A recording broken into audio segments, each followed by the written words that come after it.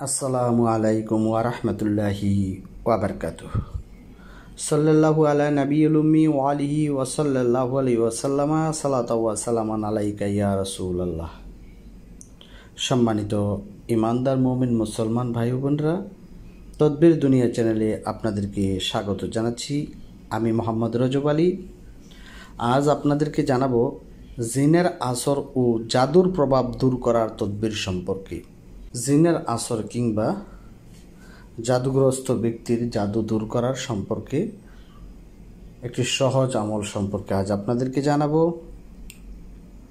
তবে তার আগে বলে রাখি, আপনি যদি আজ প্রথম আমার চ্যানেলটি দেখে থাকেন তাহলে চ্যানেলটিকে সাবস্ক্রাইব করে দিন, পাশে থাকা বেল আইকনটি বাজিয়ে দিন এবং অল সিলেক্ট করে দিন। আর ইতিমধ্যে যারা আমার চ্যানেলটি সাবস্ক্রাইব করেছেন আপনাদেরকে জানাই অসংখ্য অসংখ্য ধন্যবাদ।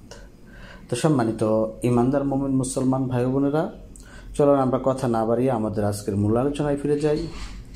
আমাদের আজকের আলোচনার বিষয়টি হলো যে জিনের আসর ও জাদুর প্রভাব দূর করার তদবির সম্পর্কে।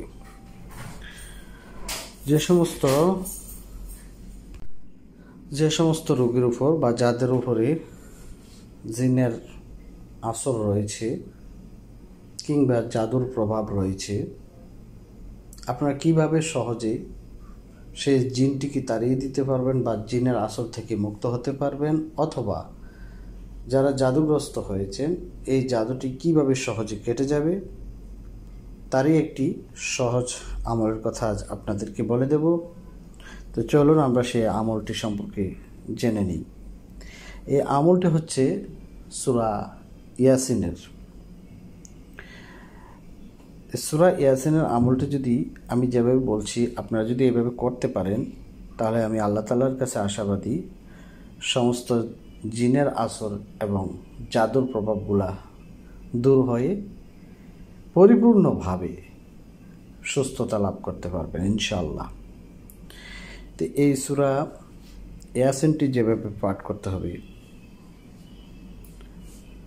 শুরু থেকে শেষ পর্যন্ত, সূরা ইয়াসিনের শুরু থেকে শেষ পর্যন্ত জিনের আসরগ্রস্ত ব্যক্তি কিংবা জাদুর প্রভাবে প্রভাবিত ব্যক্তির উপরে আপনি কি করবেন, প্রথম থেকে শেষ পর্যন্ত সূরা ইয়াসিন একবার পাঠ করে তার ডান কানে একবার ফুঁক দেবেন। আবারও প্রথম থেকে শেষ পর্যন্ত সূরা ইয়াসিন পাঠ করে তার বাম কানের মধ্যে ফুঁক দেবেন। তৃতীয়বার একইভাবে পাঠ করে রোগীর মুখের মধ্যে ফু দিবেন। চতুর্থবার পাঠ করে রোগীর নাকের যে দুটো ছিদ্র রয়েছে ডানে এবং বামে, এখানে ফুঁক দিবেন। চতুর্থবার পাঠ করে কি করবেন, নাকের ছিদ্রের মধ্যে দম করবেন।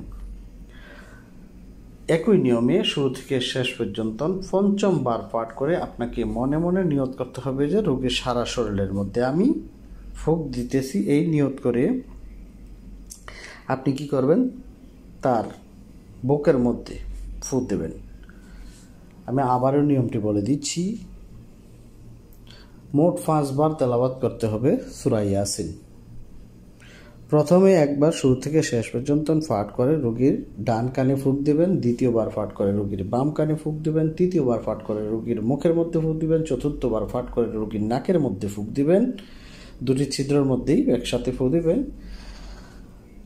পঞ্চমবার পাঠ করে আপনি রোগীর বুকের মধ্যে ফুঁক দিবেন। মনে করবেন যে আপনি সারা শরীরে ফুঁক দিতেছেন বা আপনি পুরো শরীরের মধ্যে ফুঁক দিতে পারেন, সমস্যা নেই। একই নিয়মে আপনি এই সূরা ইয়াসিন 5 বার পাঠ করে 5 বার রোগের উপরে যখন আপনি দম করবেন, মহান আল্লাহ পাক রব্বুল আলামিনের এই কালামের বরকতে আমি আল্লাহ তাআলার কাছে আশাবাদী যত বড় দুষ্ট প্রকৃতির জিনগ্রস্তই হোক না কেন তার জিনের আসর দূর হয়ে যাবে, এবং যত ধরনের জাদু টোনার মাধ্যমেই তাকে জাদু করা এতে আক্রান্ত করা হয়ে থাকুক না কেন, রোগী ইনশাআল্লাহ সুস্থ হবেই হবে ইনশাআল্লাহ।